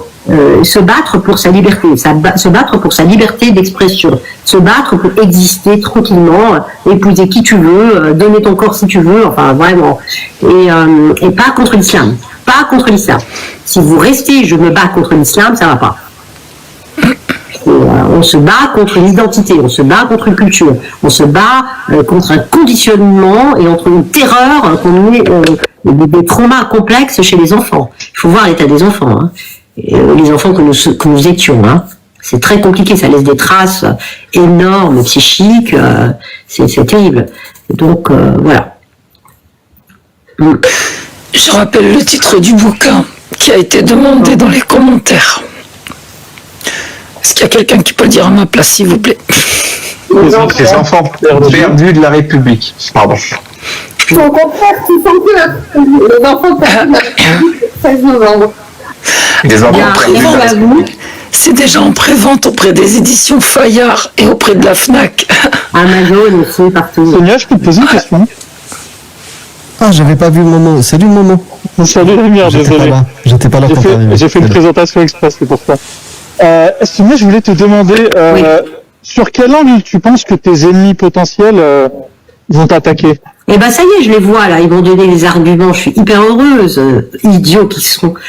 Extrême droite, je serai d'extrême droite, sioniste, sioniste, Mossad compatible, ou Mossad c'est des insultes. Et voilà, c'est des choses comme ça, c'est absolument ridicule. Et donc en fait, il faut sortir de cette binarité. En fait, pour être un petit peu plus intelligent, il faut plus être dans l'opposition, mais plutôt prendre la tangente. C'est ce qu'on appelle l'intelligence latérale. On a un problème A, la solution n'est pas B, c'est C. Donc en fait, ils insultent sur des conneries extrême droitistes, fachos, etc. Arabe de service, non, tu l'as pas encore eu, Sonia? Arabe de service. Non, c'est l'arabe de maison, Amir. Les deux. Voilà, bon, alors, je vais vous laisser. J'espère que ce livre ne sera juste qu'une brèche qui fera passer la lumière. Et voilà, en fait, le mot apostat va sortir dans le domaine public. C'est plus possible. Avant, juste que vous partez, vous allez reconnaître la référence. Comme habibi, sallimou li ali. Merci, ouais. Merci beaucoup. Merci à vous tous et à très bientôt. Au revoir. Merci Sonia. Bye bye. Merci. À bientôt. Merci. Ferme ton mic, reviens s'il te plaît. J'étais pas avec elle, hein. Franchement, je vous ai dit. C'est quoi le problème? Il est là. Si tu le veux, je le ramène à tout moment. Moi, tant qu'on y est, mais je passerai le message à Sonia. Franchement, c'est incroyable que le terme musulman couscous il soit monté aussi haut. Et moi, le nouveau terme que je rêve de mettre à la mode, c'est le terme, parce que c'est décrire les faits et donner des noms aux choses, c'est important pour les dénoncer. Le terme apostaphobie, tout simplement, parce que au même titre qu'il existe le terme antisémite, etc., qui décrit des réalités très précises, l'apostaphobie décrit une haine précise que les apostats vivent, que la négrophobie ne décrit pas, que la xénophobie ne décrit pas, etc. Voilà. Et je laisse ma place et je remercie en particulier Alia et tous ceux qui sont ici, et puis tous derrière le MELP, et la seule à ma connaissance association pour les apostats. Merci à tous. Bonne soirée. Je te suis Yanis. Merci à toi Yanis. Merci Alia pour ce moment. Moi je vais prendre la porte comme Yanis et je vous souhaite une belle soirée et à bientôt. Mais on l'embarque pas, merci, la laisse, t'inquiète. Merci Amir et merci d'avoir posé des questions qui nous ont permis de vous écouter dire des choses aussi intéressantes. Merci à toi, madame. Merci Amir. Cassius, vous savez déjà alors. T'inquiète, on peut là, ce sera bien. Une bonne soirée, merci. Bonne soirée à vous. Bonne soirée. Et tout le monde est parti. Non, ça reste encore un peu avec vous. Ah, quand même, ça aurait été intéressant de débriefer en fait. Ouais, non, mais moi je peux débriefer avec vous parce que je vous ai écouté pendant 1 heure. Amir, il a posé des questions hyper pertinentes. En fait, on a été coincé par le manque de temps, mais c'était une bonne introduction, je trouve, à ce que va proposer Sonia. Oui, c'est intéressant. Mais d'ailleurs, il faudra approfondir. Je pense que ces interviews-là, c'est très intéressant pour essayer de développer des idées qui sont un peu nouvelles pour nous, d'apporter aussi ses recherches académiques au lot de ce qu'on a l'habitude d'aborder. Et du coup, c'était très intéressant. Après, on aurait pu prendre le temps. Moi, je regrette un peu de pas avoir pu aborder certains points politiques qu'elle avait esquissés. Mais bon, c'est des questions qui... Vas-y, t'avais quoi comme question en tête? On peut essayer quand même de les traiter. Elle parlait de ses inquiétudes vis-à-vis de la sphère apostat et de certains clivages politiques notamment qu'elle observe et qu'on observe tout ça, on va pas se cacher derrière. Diviser pour mieux régner. Bien sûr. Et ce que je voulais lui demander, c'était où elle situe la limite entre l'approche saine de parler de nos clivages et de nos désaccords pour justement pouvoir peser le pour et le contre et argumenter, essayer de débunker ce qui ne va pas ou de favoriser ce qui va. Donc, quelle est la différence où est-ce qu'elle met la limite entre ce dialogue sain et ces choses qui l'inquiètent? En fait, je pense que quand elle a connu le cercle, elle l'a connu à son apogée, à son prime. Et du coup, le voir, on était totalement unis au départ, et forcément, nous voir à présent divisés, ce qui est factuel, ça la désole parce qu'en fait, on était puissants ensemble. Donc forcément, là, on est divisés. Évidemment, chacun pense l'être pour de bonnes raisons, mais factuellement, on est moins fort parce que chacun avance de son côté, on a du mal à se coordonner. C'est le problème, et c'est ça l'espérance aussi. Moi, j'espère qu'on va la faire, se rendre compte qu'elle s'est peut-être trompée en s'unissant pour la promotion du livre. Ça c'est l'espoir que j'ai, mais les faits sont là, quoi. On est divisés, c'est factuel. Bien entendu, mais elle ne peut que s'en désoler. Bien, oui, non, mais t'as totalement raison. Et en fait, la question un peu sous-jacente, c'était si on arrive à détecter justement la limite entre un dialogue sain entre des désaccords et des clivages malsains, on peut aussi, par essence et par conséquent, déterminer comment on peut justement parler de la bonne manière de nos différences d'opinion sans qu'on se divise. Tu vois ce que je veux dire? Comment faire pour rester unis malgré certaines différences? Il faudrait qu'il y ait un organisme qui permette de faire, tu sais, un endroit où on se réunirait et où on pourrait se dire les choses. C'est ce qu'a tenté de faire Yanis. Il avait proposé un espace neutre, entre guillemets, et malheureusement ça n'a pas fonctionné. On était quelques-uns, mais il faudrait qu'il y ait tout le monde en fait. Enfin, les trois gros pôles principaux de division se réunissent et se disent les choses. Je propose une église. Oui, donc en parler plus et en parler plus de manière neutre de manière neutre et en terrain neutre. Parce que c'est ça souvent le problème, c'est parce que terrain neutre, c'est ça. Ouais, parce que ces échanges sur nos clivages, on en a plein. Tout le monde le sait, les rediffs ne manquent pas. Où on va voir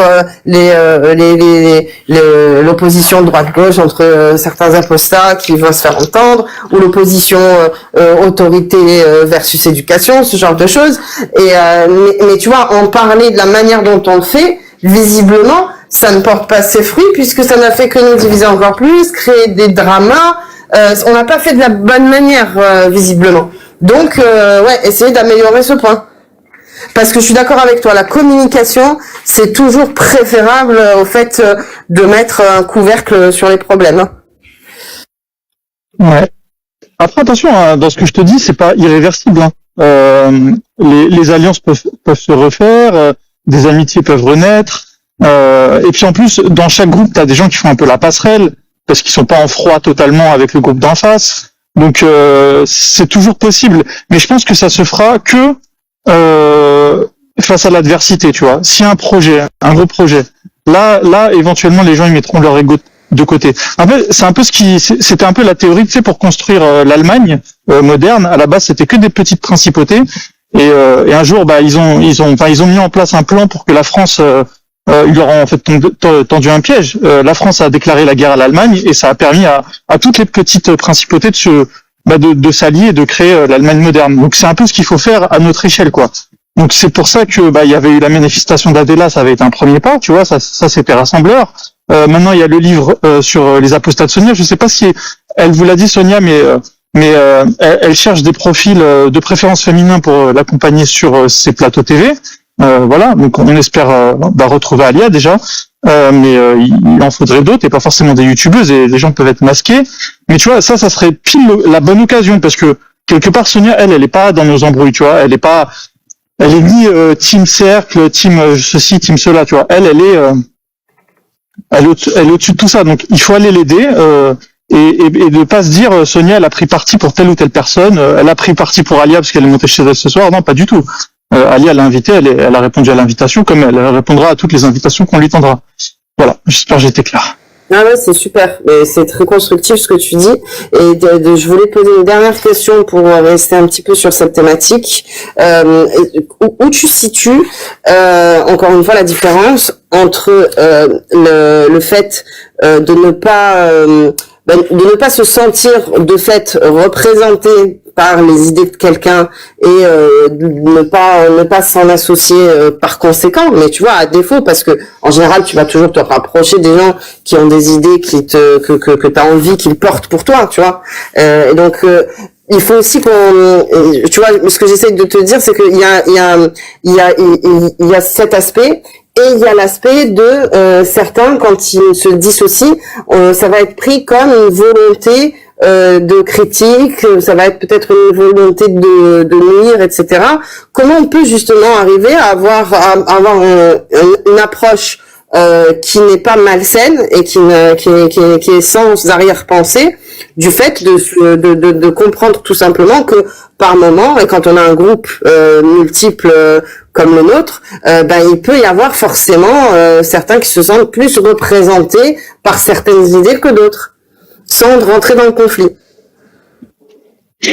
Moi, ma théorie, si tu veux, malheureusement, c'est que chaque groupe a un leader, si tu veux.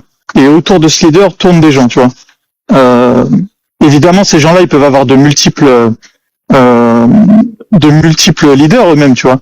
Mais je veux dire, il faut que les leaders se rencontrent et décident de se parler entre guillemets d'enterrer l'âge de guerre. Parce qu'en fait, si tu veux, les leaders entre guillemets de chaque groupe sont identifiés. C'est juste que le leader lui-même, si tu veux, autour de lui, entre guillemets, il a ses lieutenants qui, eux, veulent pas forcément faire la paix, si tu veux.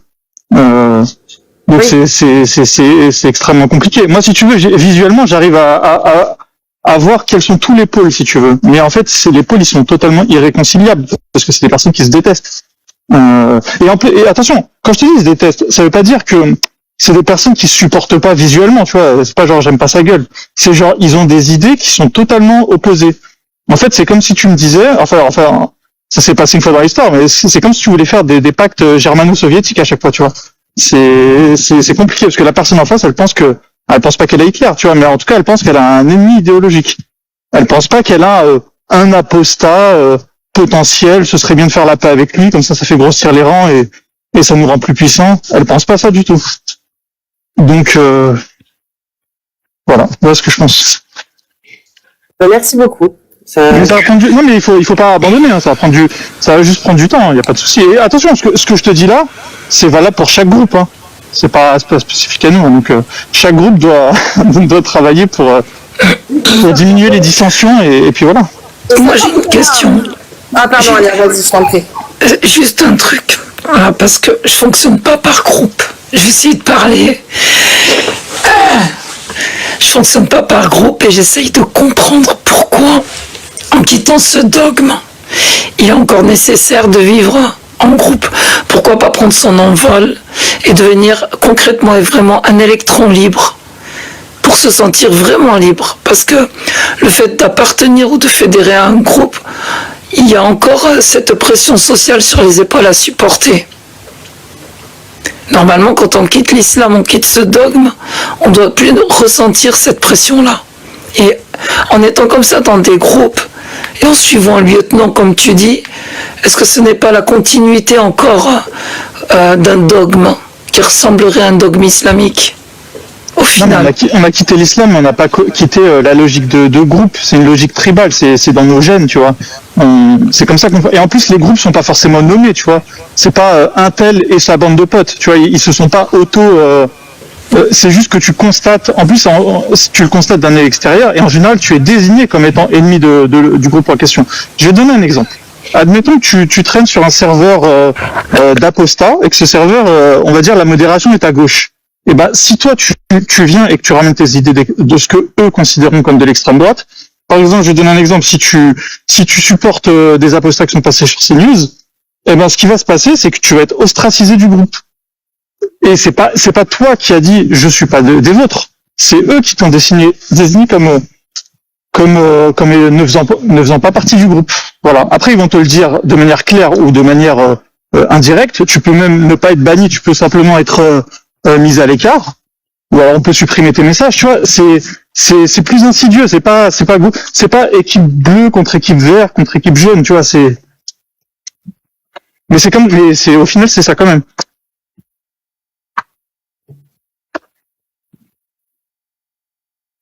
Mais elle a raison, Avanda, il faut qu'on travaille dessus. Hein. Chacun peut être dans son groupe, mais en même temps être complètement divisé, c'est franchement navrant. Mais on a quand même montré au rassemblement qu'il est possible de pouvoir s'unir malgré les divergences qu'on peut avoir. Donc c'est quand même quelque chose de positif qu'il faut garder, qu'il faut ramener systématiquement aussi. Ok, on est en opposition sur nos idées, on est divisé en plusieurs groupes, mais on est assez intelligent et adulte pour pouvoir se réunir pour une bonne cause. Et autour de ce livre, je pense que c'est encore le moment de le faire comme on l'a fait pour le rassemblement. En présentiel, c'est pas pareil. T'as raison, Alia, totalement. Mais en plus, c'est à plusieurs, on est plus fort, on se fait plus entendre. Et puis, comme disait Momo, il y a cet instinct grégaire qui fait que quand on vit des difficultés, eh ben, on a besoin de soutien. Et donc, vers qui se tourner de mieux que quelqu'un qui comprend notre situation. Et tu vois, pour pas rester dans le flou et la confusion, ce que je voulais dire, c'est que ça touche pas que, entre guillemets, les leaders, tu vois. Moi, ce qui me chagrine, c'est de voir que, par exemple, pendant le mouvement, tu vois, Elsa, par exemple, avait mal pris. Alors, les gens qui ont appelé à son boycott et qu'elle ne vienne pas et tout, ça c'était pas normal. Mais il y a des gens qui ont dit, tu vois, par exemple, qui se sentent pas représentés par elle, mais qui sont parfaitement prêts à manifester à côté d'elle. Et ça lui a fait de la peine. Et je trouve ça dommage, tu vois, de ne pas accepter qu'on a tout simplement des objectifs communs et des idées différentes et de l'accepter sans que ça ne nous touche pas, tu vois, parce qu'on a vu qu'elle était vraiment mal et c'est dommage d'en arriver là et de se faire de la peine les uns les autres alors qu'il n'y a rien de plus naturel que de ne pas être d'accord sur tout. Non, je suis d'accord. Après, dans ce que tu dis, c'est très important aussi.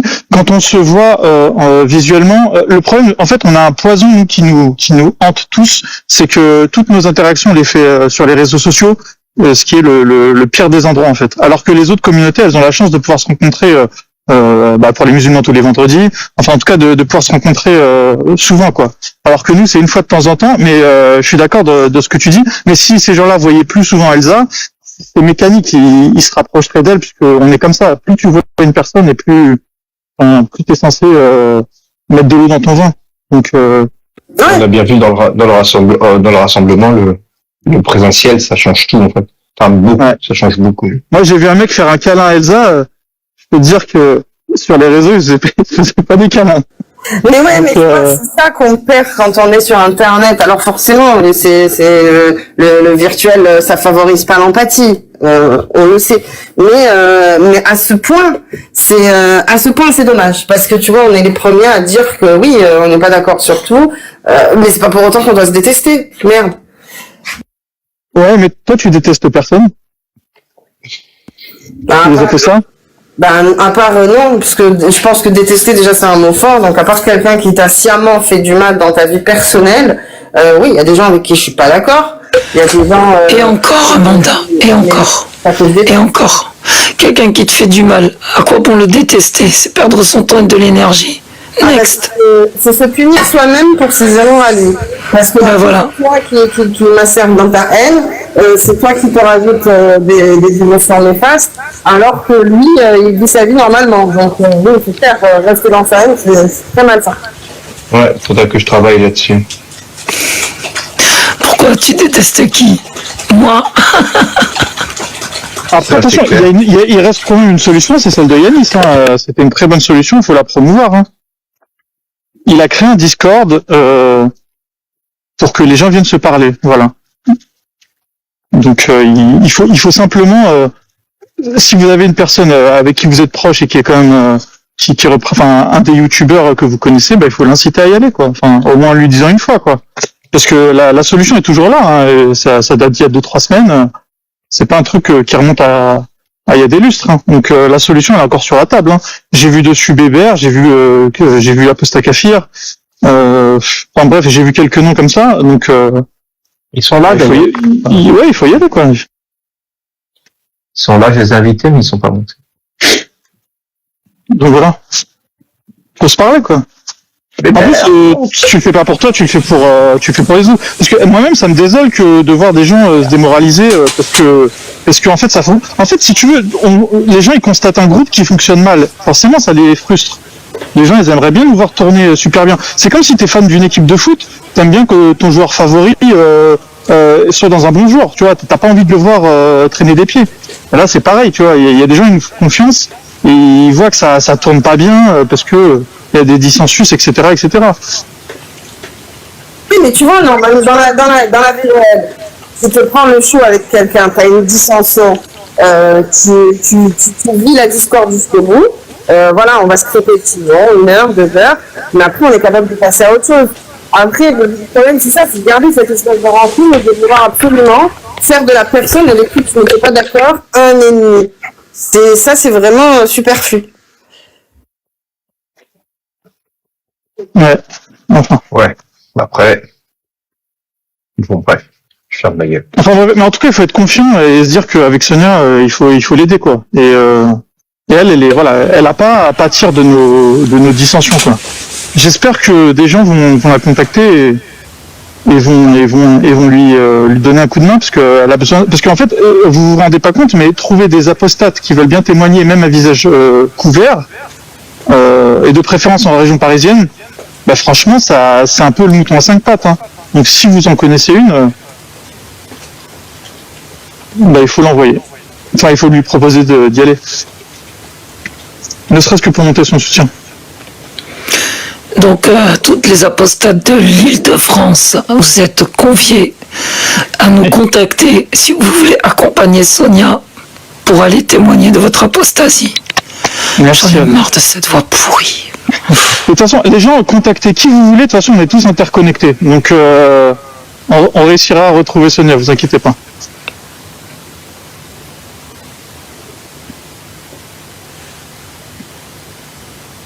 Je fume pas de shit, même pas de cigarette.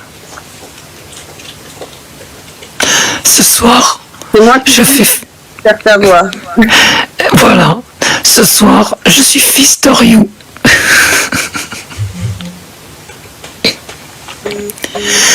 Comment Ça va, Predator? J'allais poser la même question à Momo, en fait. Comment ça va, Momo? Putain. Bah écoute, ça va bien. Qu'est-ce que je pourrais vous raconter sur le MELP? Bah écoutez, ça avance bien. On a évidemment toujours besoin de personnes qui travaillent dans le milieu médical, psychologique. On a toujours besoin de juristes, d'avocats. On a énormément besoin de moyens. Et si on a ces moyens, on pourra faire plus de choses. Voilà, on essaie de travailler à la hauteur de nos moyens. J'ai essayé de donner un coup de main à Sonia pour qu'on trouve des personnes pour l'aider.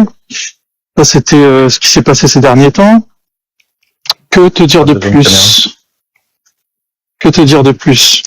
Après, il y a chaque semaine des nouvelles personnes qui viennent nous contacter pour qu'on les aide. On a aussi quand même des adhérents qui viennent régulièrement, donc n'hésitez pas à adhérer au MELP.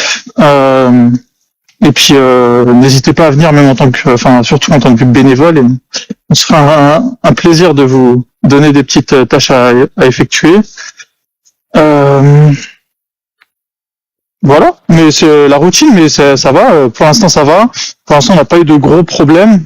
Donc on croise les doigts. On espère rester suffisamment discret pour pas attirer trop de mauvaises ondes, mais bon, comme on essaye d'être un peu loin des tumultes et de rester juste à l'arrière et de soigner nos petits apostats.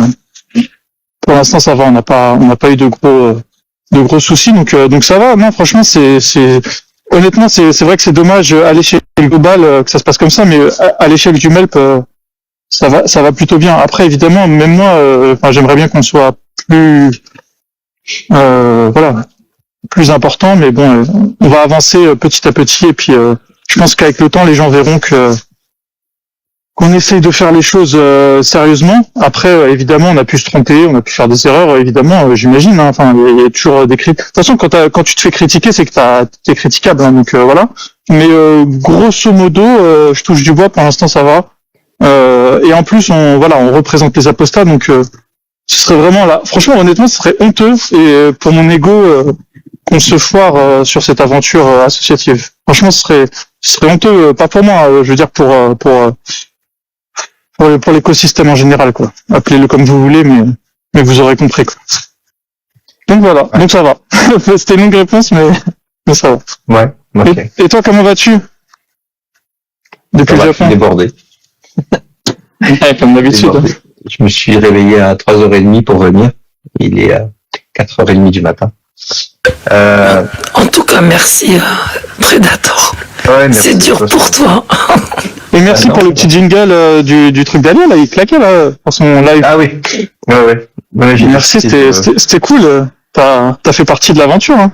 Tu vois, c'est ça que je demande en fait. Chacun fasse un petit truc. Si chacun fait un petit truc, mis bout à bout, en plus psychologiquement, tu te dis j'ai participé au mouvement quoi. Donc merci, un grand merci à toi. Merci, dire merci. Non, j'ai décidé de m'impliquer un peu plus. Tu le sais, ça fait comme quand on s'est vu à Paris, je te l'ai un peu raconté. J'ai une sorte de frustration de pas être au même endroit que vous. Je dirais au moins dans le même pays. Tu vois. J'ai cette frustration. Plus la sphère apostat évolue. Alors évolue, hein, d'un côté comme de l'autre. Des fois de manière positive, des fois un peu moins, mais elle évolue, elle bouge, il se passe des choses, il y a des gens qui rentrent, qui sortent. Plus c'est comme ça, plus ça me frustre. Alors, je vais pas faire ma petite séance psy, hein, mais plus je me sens frustré de pas faire plus. Donc j'ai toujours l'envie de faire plus. Et donc c'est la moindre des choses de me servir de mes ressources ici pour aider Alia, pour aider le MELP, le cas échéant d'ailleurs. Pour aider quand il y a des événements de genre, voilà, et ce dans un contexte hyper fast quoi, tu vois. Ça, je t'avais un peu dit, hein, tu vois, mais là beaucoup de choses ont démarré, donc au niveau du travail, tu vois, il y a mes petites affaires d'un côté, il y a Netflix de l'autre, enfin ça y est, mais je parle pas, je suis content. Ouais. Je peux me permettre de répondre à un message, désolé, je suis un gros boomer. Il y a une personne qui m'a demandé quel type d'apostate elle cherchait Sonia et est-ce qu'elle cherchait désolé, hein, je fais cette transition, hein, Predator. La personne demande si Sonia cherche des apostates avec des origines maghrébines, perses, arabes, africaines. Enfin, la question elle est large. En fait, ce qu'elle cherche Sonia, c'est je vais vous dire le profil idéal pour Sonia, c'est une personne d'origine immigrée, dans le sens les parents sont d'origine d'Afrique en général, et qui a grandi en France dans l'islam et ensuite qui est sorti de l'islam et ensuite voilà, c'est ça le profil type, parfait on va dire. Après, il n'y a pas de souci. Hein. Si vous correspondez à un profil un peu voisin, genre vous êtes une convertie ou je sais pas, contactez-nous toujours. Enfin, il n'y a pas de souci, contactez-nous et on verra comment on s'arrangera en fait. Parce qu'en fait, le truc c'est que c'est les enfants perdus de la République. Donc, il faut quand même que ça soit une personne qui soit, entre guillemets, si t'as grandi au Maroc et que t'es une apostate marocaine, il n'y a pas de souci. Voilà, on te soutient en tant qu'apostate, mais c'est pas exactement le profil du livre. En fait, parce que c'est pas de la faute de la France si le Maroc n'arrive pas à traiter convenablement les apostats. Juste cette affirmation vraie, mais je pense qu'elle l'est. Mais voilà, c'est pour ça qu'on cherche plutôt des gens voilà qui sont nés en France ou alors au moins qui ont grandi en France. Et plutôt des femmes parce que la raison Sonia, ça va passer par les femmes parce que les femmes en général ce sont elles qui éduquent leurs enfants. Et puis en espérant qu'en 2025 en général les femmes elles sont quand même fortes, donc il n'y a pas de raison qu'elles se fassent écraser par leur mari. Et puis on espère comme ça que les femmes vont inclure des notions un peu plus saines que celles des religions archaïques à leurs enfants. Et c'est comme ça qu'on pourra tourner la page tranquillement de la religion. Voilà, j'espère que j'ai été clair, Aïcha. Mais bon, tout profil, il n'y a pas de souci.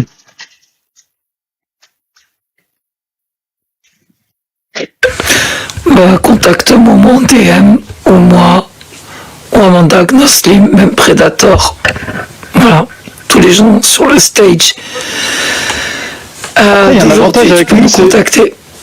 L'avantage de les apostats, c'est qu'on est tous connectés. Ça, c'est ça qui est top. Ouais, parce que si quelqu'un, par exemple, contacte Agnoslim ou moi ou Amanda pour dire je veux bien accompagner Sonia, la centrale c'est Momo ou moi. Pareil, j'ai un lien avec le mail. Directement, je peux envoyer tout de suite les informations. Je vais y arriver. J'ai salut Momo. Ouais, salut Agnoslim. L'occasion de parler Mais par rapport à ta question pour les témoignages d'apostates, je connais quelques apostates en fait sur la région parisienne et je vais leur proposer en fait de te contacter. Bah, je te dis un grand merci parce que je t'assure que j'ai pas réussi à trouver pour l'instant. Merci beaucoup. Avec plaisir, il n'y a pas de souci.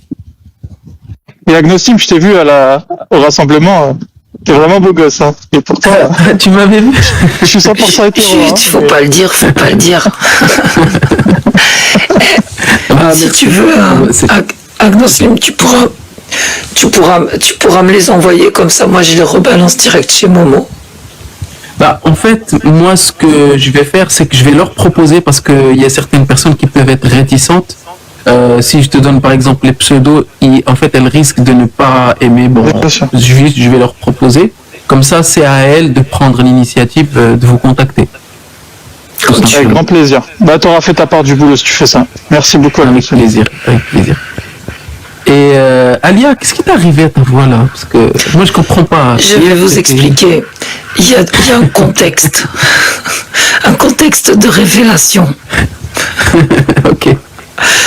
J'avais déjà la crève, donc j'étais un peu fragilisé, on va dire. Et un énergumène est monté dans mon live pour me doxer, enfin, menace de doxing, menace tout court, d'envoyer du monde le jour du tribunal à Albi, etc. Donc, il a appuyé sur le bouton qu'il fallait pas. Du coup, j'ai gueulé, mais juste pour lui dire que j'allais porter plainte contre lui, et je vais le faire. Et que ça sera juste une 3e procédure. Voilà, parce que à partir du moment où il dit publiquement, devant presque 200 personnes, j'ai ton nom, ton adresse, etc., j'ai tout de toi, c'est que je suis potentiellement en danger. Ensuite, dire que s'il me voit, il va me cracher un molar à la gueule, ok, mais qu'il veut envoyer des gens le jour de la procédure pour soi-disant couvrir l'événement. Donc pareil, danger. Envoyer du monde, pourquoi? Couvrir quoi? Donc voilà. Donc oui, Sarah Vache, t'étais là. Du coup, je me suis énervée et j'ai fini mes cordes vocales. Voilà. Eh ben, même Allah ne t'a pas laissé tranquille. Je te jure. Mais est-ce qu'il y a une leçon dans tout ça? Toi qui disais qu'il fallait pas s'énerver. C'est pas, tu sais, c'est pas vraiment. J'étais énervée, mais par contre très, comment dire, calme en même temps. J'ai poussé la voix pour lui couvrir la voix, pour que tout le monde entende que j'allais le foutre en procès. Tout ce que j'ai dit, c'est que s'il avait besoin de donner mon nom et mon adresse, qu'il me montre qu'il a des couilles et qu'il le fasse maintenant, qu'il ferme sa gueule. Voilà, je me suis répété plusieurs fois, en poussant. Puis après, je me suis tue. Et il est parti en roue libre pendant 1 heure. Qu'est-ce qu'il a fait pendant 1 heure? Il a parlé. Il a dit des dingueries. Voilà, tout est enregistré. Donc... Ah là là. Mais bon. Et après, c'était quoi l'autre excuse qu'il t'avait dit, l'autre? Il était TDAH. Ouais, t'as compris. Predator, je me suis énervé à un moment donné parce que dès que j'entends le mec il est pas bien, il est déséquilibré, ça me rend ouf, j'en ai rien à foutre. Il faut assumer ces conneries dans la vie.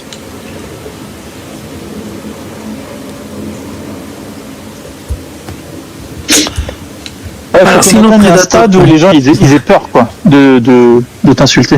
Ça va être ça le baromètre. Et il faut qu'ils aient peur. Et ils ont intérêt d'avoir peur. Parce que moi j'utilise mes outils, c'est la justice. Donc voilà. La peur change de camp. Exactement. Et pour la faire changer de camp, il faut se battre.